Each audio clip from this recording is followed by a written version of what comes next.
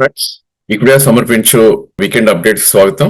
So ఈ వారం మనం కీ ఈవెంట్స్ కనుక చూస్తే కనుక probably crude oil I think ఇంకా మార్కెట్ ని కొద్దిగా బాదర్ చేస్తున్నట్టు మనకు అర్థమవుతుంది. దాని తర్వాత మిడిల్ ఈస్ట్ ఇష్యూస్ ఏవైతే ఉన్నాయో అది ఇంకా టోటలీ రిజాల్వ్ కాలేదు.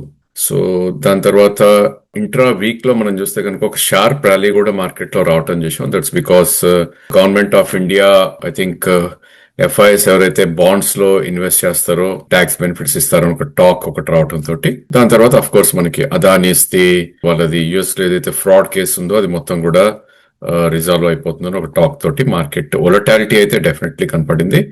But I think last week తో మనం కంపేర్ చేస్తే కనుక నిఫ్టీ ఒక గ్యాప్ డౌన్ ఓపెనింగ్ మనం చూసాం. So I think last week closing 24,180 ఉన్న నిఫ్టీ ఈ వారం 23,977 ఓపెన్ అవటం చూసాం. ఇన్ఫాక్ట్ చాలా చాలా వీక్ గా ఉందని చెప్పాలి. ఎందుకంటే ఆ గ్యాప్ ఏదైతే ఉందో sub about 100 points or maybe 140 points ఉందో అది ఫిల్ చేయలేకపోయింది. ఇన్ఫాక్ట్ 24,000 ని కూడా క్రాస్ చేయలేకపోయింది.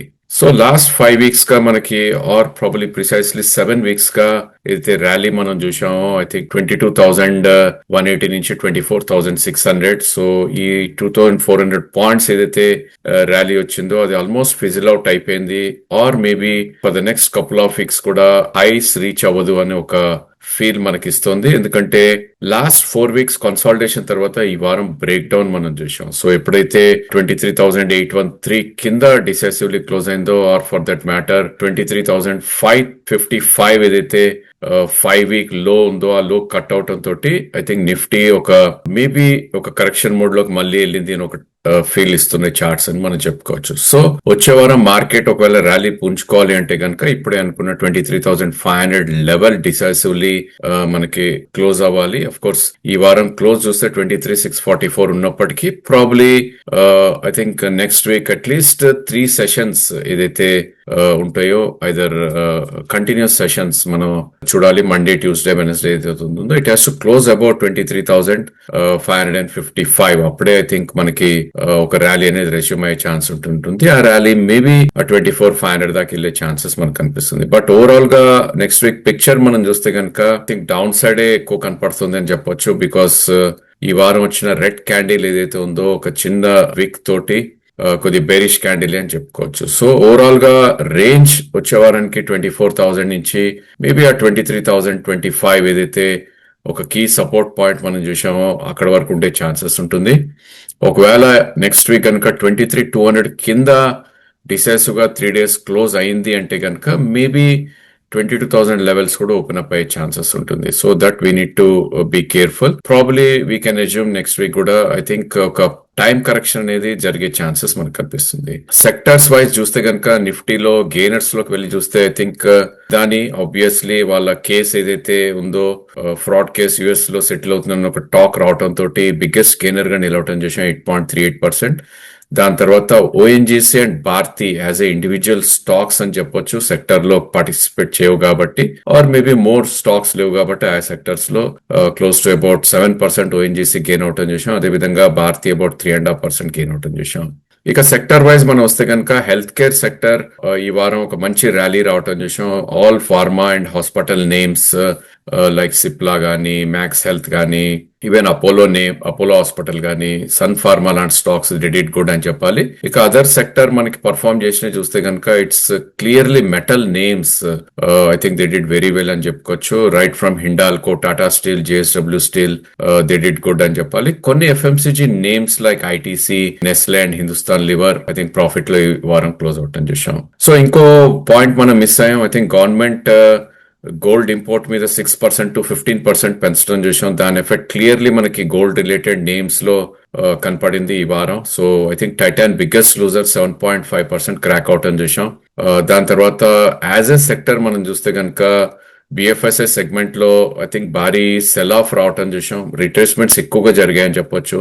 శ్రీరామ్ ఫైనాన్స్ లాంటి నేమ్స్ లో 7% వరకు కూడా కరెక్షన్ రావటం చూసాం. దాని spill over maybe lot of financial stocks కి లైక్ బజాజ్ ట్విన్స్ కానీ లేదంటే లార్జ్ క్యాప్ నేమ్స్ ఏవైతే ఉన్నాయో బిఎఫ్ఎస్ఐ లో stocks like axis bank, HDFC bank correct అవటం చూసాం. ఇన్ఫాక్ట్ స్ట్రాంగ్ గా ట్రేడ్ అవుతున్న స్టేట్ బ్యాంక్ ఆఫ్ ఇండియా కూడా ఈ వారం ఒక 3 to 4% కూడా కరెక్ట్ అవటం చూసాం. ఇక గత వారం ఒక మంచి ర్యాలీ ఇచ్చిన రిలయన్స్ ట్విన్స్ ఇన్ఫాక్ట్ ఈ వారం ఒక మంచి కరెక్షన్ కి గురయ్యని చెప్పొచ్చు.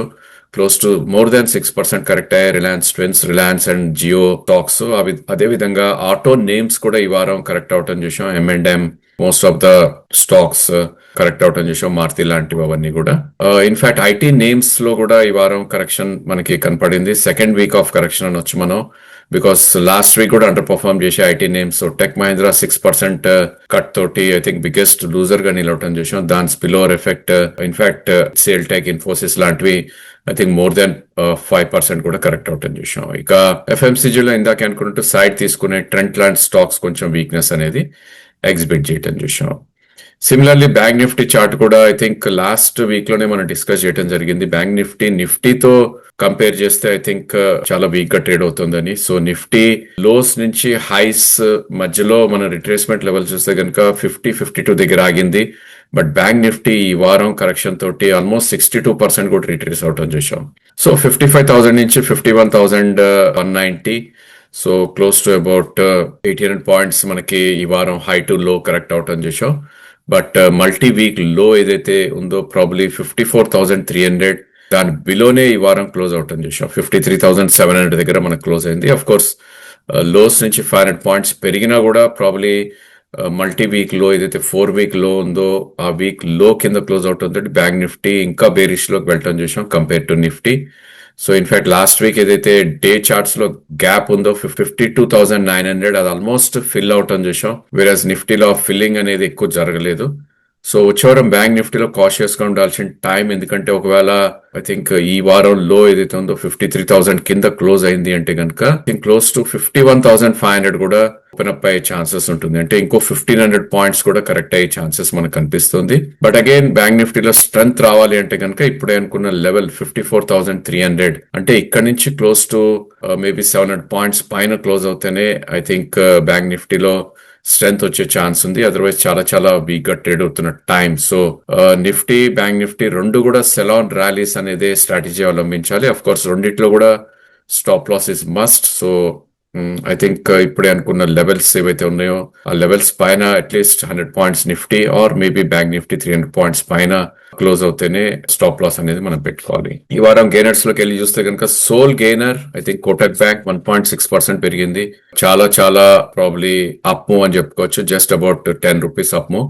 But I think lot of losers ఈ వారం మనం చూస్తే కనుక థింక్ ప్రైవేట్ నేమ్స్ ఎక్కువ రియాక్ట్ అయ్యని చెప్పాలి, private banking names. So I think mid cap names లో ఎక్కువ రియాక్షన్ రావటం చూసాం. ఎందుకంటే IndusInd and AU bank almost మనకి, in fact federal bank between 5 and 7% correct అవటం చూసాం. ఇక లార్జ్ క్యాప్ నేమ్స్ కూడా కరెక్ట్ అయ్యాయి, కానీ వాటి ఇంపాక్ట్ అనేది ఎక్కువ లేదు బ్యాంక్ నిఫ్టీలో because they corrected little bit. So Axis bank, HDFC bank, ICICI bank close to 1.5% correct అవటం చూసాం. అండ్ బిగ్ మూవ్స్ ఏవైతే ఈ వారం జరిగాయో lower side even PSU names like SBI గానీ లేదంటే పిఎన్బి, కెనరా బ్యాంక్ ఇవన్నీ కూడా బిట్వీన్ 4.5-5.5% కూడా మనకు కరెక్ట్ అవటం చూసాం. So bank Nifty indicates much lower weakness కాబట్టి వాటిలో ఈ టైంలో కొంచెం కేర్ఫుల్ గా ఉండాల్సిన టైం అని మనం అనుకోవచ్చు. సో ఇండివిజువల్ నేమ్స్ లోకి మనం వెళ్ళి చూస్తే కనుక I think totally results reactions తోటే ఈ వారం ఇండివిజువల్ స్టాక్స్ మూవ్ అని చెప్పుకోవచ్చు.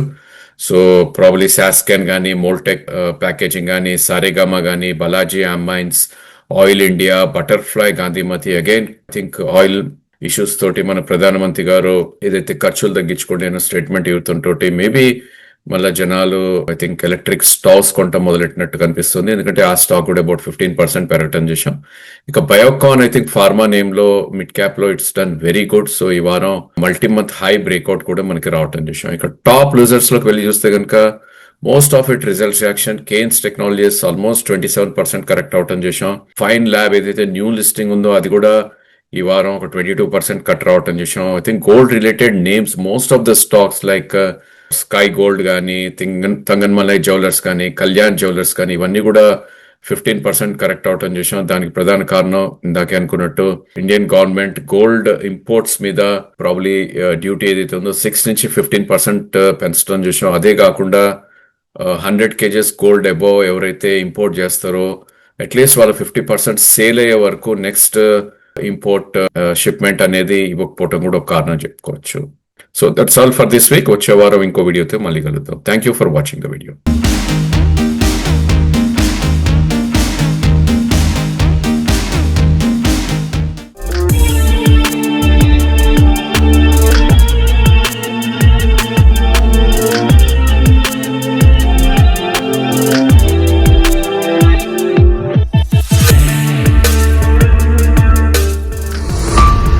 Equidius రీసెర్చ్ ఛానల్ కి సబ్స్క్రైబ్ చేసుకోండి. వీడియో నచ్చితే లైక్ చేసి మీ ఫ్రెండ్స్ అండ్ ఫ్యామిలీకి షేర్ చేయండి. బెల్ ప్రెస్ చేస్తే వీడియో నోటిఫికేషన్స్ అన్ని వస్తాయి. Please do like, share and subscribe our channel.